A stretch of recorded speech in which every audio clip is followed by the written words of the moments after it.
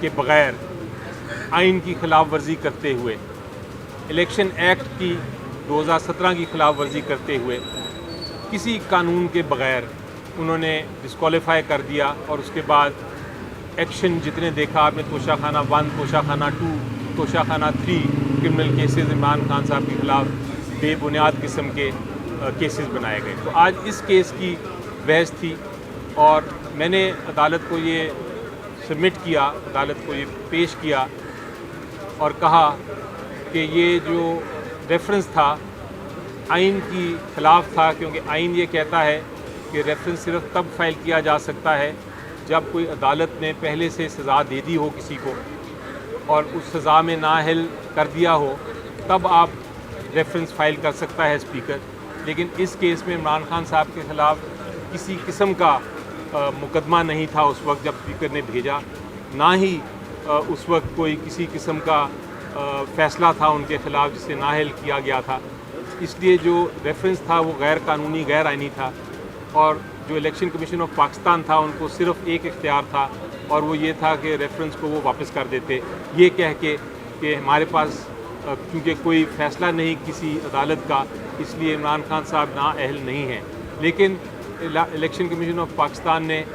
ایک غیر آئینی فیصلہ کر دیا اور کہا کہ ہم انکوائر کریں گے کہ سیکشن 137 کے تحت جو الیکشن ایکٹ کا ہے کہ کیا اثاثوں میں کچھ چھپایا تو نہیں، جو توشہ خانہ سے جو گفٹ لیے تھے، جو توشہ خانہ کے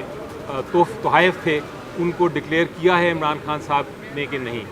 حالانکہ وہ ڈکلیئر کر دیا تھا، لیکن اس کے باوجود الیکشن کمیشن آف پاکستان نے کہا کہ یہ ڈکلیئر نہیں کیا تھا اور اس لیے ہم ان کو سزا دے دیتے ہیں، ان کو ڈسکوالیفائی کر دیتے ہیں، اور ساتھ ہی ان کے خلاف کیس فائل کر دیا۔ جبکہ سیکشن 137 ایسا کوئی اختیار نہیں دیتا الیکشن کمیشن آف پاکستان کو کہ 120 دن کے بعد وہ کسی قسم کی انکوائری کریں۔ یہ انکوائری کا اختیار جو الیکشن کمیشن آف پاکستان نے لیا اور ایک بالکل غیر قانونی فیصلہ سنا دیا، ایک ون سائیڈڈ انکوائری کے بعد، ایک یک طرفہ انکوائری کے بعد، یہ سارا کا سارا جو ہے یہ اتنا غلط اقدام تھا کہ اس پہ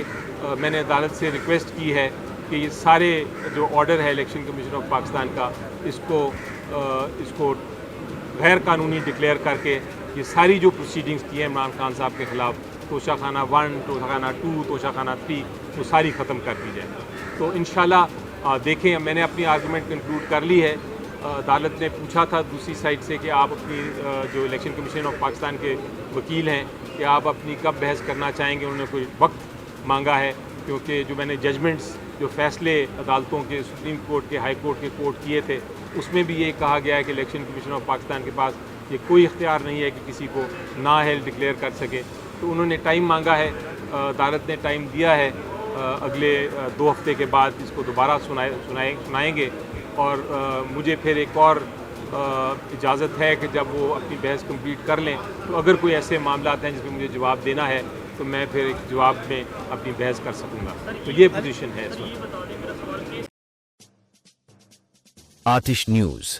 پاکستان کے سب سے بڑے نیوز نیٹ ورک کا حصہ بننے کا سنہری موقع۔